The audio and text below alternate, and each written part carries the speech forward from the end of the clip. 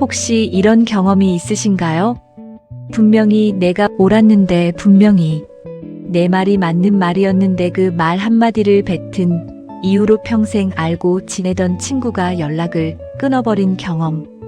혹은 자녀에게 좋은 말을 해주려 했는데 엄마는 항상 그러잖아요.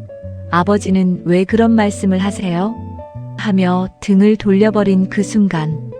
아무리 생각해봐도 나는 잘못한 게 없는 것 같은데 왜 관계는 자꾸 삐걱거리는 걸까요? 오늘 이 영상을 끝까지 보시면 그 이유를 알게 되실 겁니다. 그리고 어쩌면 오늘 이 이야기가 지금 이 순간 당신에게 가장 필요한 말이 될지도 모릅니다. 지금으로부터 약 2500년 전 중국의 위대한 스승공자는 평생을 살아오며 이런 말을 남겼습니다. 총명하고 지혜롭더라도 어리석음을 지켜야 한다. 처음 이 말을 들으면 고개를 갸우뚱하게 됩니다. 총명한 사람이 왜 어리석게 살아야 하는 걸까? 지혜로운 사람이 왜 모르는 척해야 하는 걸까? 하지만 나이가 들수록 세월이 쌓일수록 이 말의 무게가 얼마나 무거운지를 몸으로 느끼게 됩니다. 오늘 저는 여러분과 함께 이 공자 명언이 담고 있는 진짜 의미를 찾아가는 여행을 떠나려 합니다. 따뜻한 차 한 잔 드시면서 편하게 들어주시기 바랍니다. 먼저 한 분의 이야기를 들려드리겠습니다. 이분은 제가 실제로 들었던 이야기를 바탕으로 구성한 이야기입니다. 혹시 어디선가 들어본 것 같다는 느낌이 드신다면 그건 이 이야기가 우리 모두의 이야기이기 때문일 겁니다. 박 선생님은 평생 중학교 교사로 살아온 분이었습니다. 삼남 일녀를 모두 훌륭하게 키워냈고 마을에서도 아는 것 많고 말 잘하는 분으로 통했습니다. 어디서나 의견을 물어오는 사람이 그였고 아무리 어려운 문제도 척척 정리해내는 사람이 그였습니다. 학교에서도 그랬습니다. 동료 교사들 사이에서도 늘 논쟁의 중심에 서서 내가 옳고 당신이 틀렸다는 것을 논리정연하게 설명하는 사람. 그게 박 선생님이었습니다. 그런 그에게 가장 친한 친구가 있었습니다. 40년 지기 친구, 이형이라고 부르는 사람. 같은 동네에서 자라 같은 학교를 다니고 서로의 결혼식 주례를 맡아줄 정도의 사이. 어느 날 그 이형이 박 선생님에게 전화를 했습니다. 야, 나 요즘 좀 힘들다. 아들 녀석이 사업을 한다는데 어떻게 생각하냐? 그 순간 박 선생님의 머릿속에는 이미 답이 나와 있었습니다. 요즘 경기가 얼마나 안 좋은지, 젊은 사람들의 사업 성공률이 얼마나 낮은지, 그리고 자신이 얼마나 많은 사례를 알고 있는지. 그래서 말했습니다. 형, 솔직히 말할게. 요즘 같은 세상에 사업은 위험해. 통계적으로도 5년 생존율이 얼마나 낮은 줄 알아? 아들한테 말려. 그게 자식 사랑이야. 전화가 끊겼습니다. 이 형은 그래, 알겠어 한마디만 하고 전화를 끊었습니다. 그리고 그 이후로 연락이 뜸해졌습니다. 명절에 전화해도 응, 잘 지내로 끝나는 짧은 통화. 동창회에서 만나도 어딘가 어색한 사이. 박 선생님은 처음엔 이해를 못했습니다. 내가 뭘 잘못했지? 나는 진심으로 도움이 되려고 한 말인데. 그렇게 세월이 5년이 흘렀습니다. 어느 날 또 다른 친구에게서 소식을 들었습니다. 이 형의 아들이 사업을 시작했고 처음엔 힘들었지만 이제는 꽤 잘 된다고. 그리고 이 형은 그 아들을 위해 처음부터 끝까지 응원해줬다고. 그 말을 듣는 순간 박 선생님은 깨달았습니다. 이 형이 전화를 한 건 답을 원해서가 아니었습니다. 그냥 들어달라고 한 것이었습니다. 내 편이 되어달라고 한 것이었습니다. 그런데 박 선생님은 그 자리에서 40년 우정보다 나의 지식을 더 앞세워버렸던 것입니다. 박 선생님은 그날 이후 오래도록 그 생각을 하며 살았습니다. 내가 그날 왜 그렇게 말했을까? 모르는 척, 그냥 형, 많이 걱정되겠다. 아들 믿어봐 한마디면 됐는데. 그게 인생 지혜였습니다. 그걸 그는 70이 넘어서야 비로소 알게 됐습니다. 공자는 왜 총명하고 지혜롭더라도 어리석음을 지켜야 한다고 했을까요? 공자는 아마 이런 장면들을 수없이 목격했을 겁니다. 총명한 사람이 자신의 총명함을 드러내려다 소중한 것들을 잃어버리는 순간들을. 어리석음을 지킨다는 말은 진짜로 멍청해지라는 뜻이 아닙니다. 그건 이런 뜻입니다. 알고 있어도 모르는 척할 수 있는 여유. 오라도 내세우지 않는 겸손. 이길 수 있어도 지는 척하는 너그러움. 이것이 바로 노년의 깨달음이 가져다주는 가장 깊은 인생 지혜입니다. 우리가 젊었을 때는 아는 것을 자랑하는 것이 미덕이었습니다. 더 많이 알고, 더 똑똑하고, 더 빠르게 판단하는 것. 그게 능력이라고 배웠습니다. 하지만 노년의 삶에 들어서면서 우리는 서서히 깨닫게 됩니다. 내가 아는 것을 다 말하는 게 과연 지혜인가? 아닙니다. 진짜 지혜로운 삶은 말하지 않아도 되는 것을 참을 줄 아는 삶입니다. 상대가 듣고 싶어 하는 것과 내가 말하고 싶은 것이 다를 때 상대의 마음을 먼저 읽을 줄 아는 삶입니다. 공자 명언 중에 이런 말도 있습니다. 군자는 말에 서두르지 않고 행동에 민첩하다. 지혜로운 사람은 말을 앞세우지 않습니다. 먼저 듣고, 먼저 느끼고, 그 다음에 천천히 말합니다. 그리고 때로는 아예 말하지 않습니다. 그것이 더 깊은 소통이기 때문입니다. 이게 바로 인간관계 지혜의 핵심입니다. 그렇다면 왜 똑똑한 사람들이 더 자주 실수를 할까요? 심리학에서는 이런 현상을 두고 지식의 저주라고 부릅니다. 아는 게 많을수록 상대방이 모를 것이라고 생각하고 가르치려 들거나 판단을 먼저 내리려 한다는 것입니다. 박 선생님도 그랬습니다. 이 형이 힘들다고 했을 때 그는 이미 머릿속에서 판단을 끝내고 있었습니다. 통계, 경기, 성공률. 그 지식들이 오히려 친구의 마음을 보지 못하게 막은 것입니다. 이기는 것이 중요한가? 관계를 지키는 것이 중요한가? 이 질문 앞에 서면 많은 분들이 망설입니다. 젊었을 때는 이겨야 했습니다. 경쟁하고 앞서가고 증명해야 했습니다. 하지만 60대, 70대의 노년의 삶에서의 질문이 답은 달라집니다. 관계입니다. 결국 남는 것은 관계입니다. 돈도 명예도 시간이 지나면 빛이 바래지만 곁에 있어주는 한 사람의 따뜻함은 그 어떤 것도 대신할 수 없습니다. 자존심과 지혜, 이 둘은 비슷해 보이지만 완전히 다릅니다. 자존심은 이렇게 말합니다. 내가 옳다. 내가 이겨야 한다. 나를 인정해라. 하지만 지혜는 이렇게 말합니다. 내가 옳더라도 지금은 내가 질 때다. 관계가 더 중요하다. 자존심은 순간을 지키지만 지혜는 평생을 지킵니다. 이것이 삶의 태도에서 가장 중요한 인생 교훈입니다. 또 한 분의 이야기를 해드리겠습니다. 김 여사는 올해 67세. 평생 가정주부로 세 아이를 키웠습니다. 남편은 일찍 세상을 떠나 혼자서 애들을 대학까지 보낸 정말 대단한 분입니다.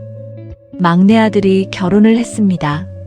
며느리는 서울 토박이, 성격이 강하고 생활 방식도 다른 분이었습니다. 처음엔 소소한 갈등들이 있었습니다. 음식 스타일도 다르고 집안 정리 방식도 다르고 심지어 아이를 키우는 방식도 달랐습니다. 김 여사는 몇 번이나 말하고 싶었습니다. 내가 이렇게 해봤는데 그건 그렇게 하는 게 아니라 이렇게 해야 해. 그런데 김 여사에게는 오래전부터 마음속에 새겨놓은 말이 있었습니다. 바로 공자의 이 말이었습니다. 총명하더라도 어리석음을 지켜야 한다. 김 여사는 그날부터 모르는 척했습니다. 음식이 자신의 입맛과 달라도 맛있다고 했습니다. 며느리의 방식이 자신과 달라도 그렇게도 하는구나 하고 넘겼습니다. 손자가 태어났을 때 며느리가 육아 방식을 물어왔습니다. 그때 김 여사는 조용히 미소 지으며 말했습니다. 나도 잘 몰라. 요즘 세상이 우리 때랑 다르니까 내 방식이 맞을 거야. 그 한마디가 며느리의 마음을 녹였습니다. 그날 이후 며느리는 오히려 김 여사를 찾아와 물어보는 게 더 많아졌습니다. 어머니, 이럴 때 어떻게 하셨어요? 이게 인간관계 지혜입니다. 모르는 척하는 것이 진짜를 아는 것보다 훨씬 더 큰 힘을 갖는다는 사실. 이 나이가 되면 알게 됩니다. 아는 것을 숨기는 게 더 큰 지혜라는 것을. 지금 이 영상을 보고 계신 여러분, 혹시 지금 이런 상황에 있으신가요? 자녀와의 관계에서 어딘가 벽이 느껴지는 것 같다. 오래 알고 지내던 친구가 요즘 들어 멀어진 것 같다. 내가 한 말 한마디가 두고두고 마음에 걸린다. 이 나이가 되면 알게 됩니다. 세상에서 가장 어려운 말은 내가 틀렸어도 아니고 미안해도 아니고 바로 아무 말도 하지 않는 것입니다. 알면서도 말하지 않는 것, 옳으면서도 내세우지 않는 것, 이기면서도 지는 척하는 것. 이게 얼마나 어려운지는 살아본 사람만 압니다. 그렇지만 바로 그 어려운 일을 해낼 수 있을 때 우리는 비로소 공자가 말한 지혜로운 삶에 가까워집니다. 노년의 깨달음은 더 많이 아는 것에서 오지 않습니다. 더 많이 내려놓는 것에서 옵니다. 자식들이 틀린 선택을 한 것 같아도 내 생각이 맞을 수 있어라고 말해줄 수 있을 때, 친구가 억울한 말을 해도 그래, 내 말도 이해해라고 먼저 품어줄 수 있을 때, 그때 비로소 관계는 꽃을 피웁니다. 삶을 돌아보게 하는 질문 하나를 드리겠습니다. 지금 이 순간 당신 곁에 있는 가장 소중한 사람에게 마지막으로 고마워 또는 잘 지내 하고 연락한 게 언제인가요? 오늘 이 영상이 끝나면 딱 한 분에게 연락해 보시기 바랍니다.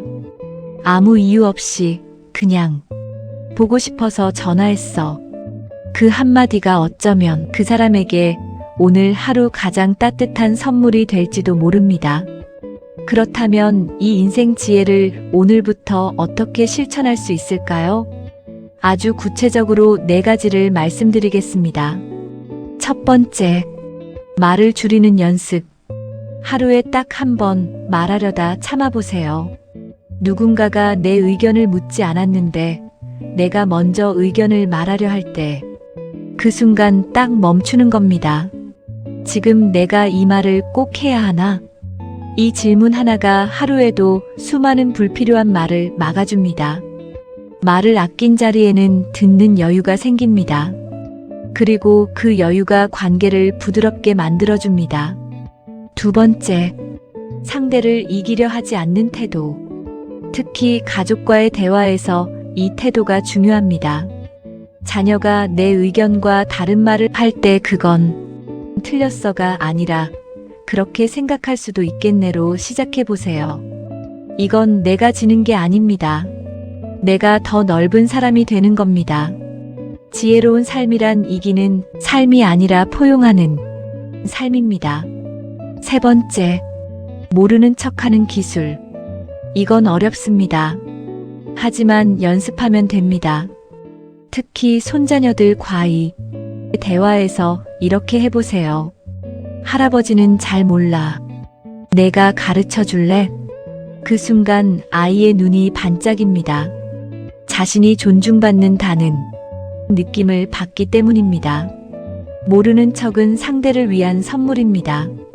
상대가 더 크게 느낄 수 있도록 내가 잠시 작아지는 것. 이것이 노년의 깨달음에서 오는 진짜 인간관계 지혜입니다. 네 번째, 감정을 다스리는 방법. 억울하거나 화가 날 때 당장 말하지 마세요. 딱 3가지만 해보세요.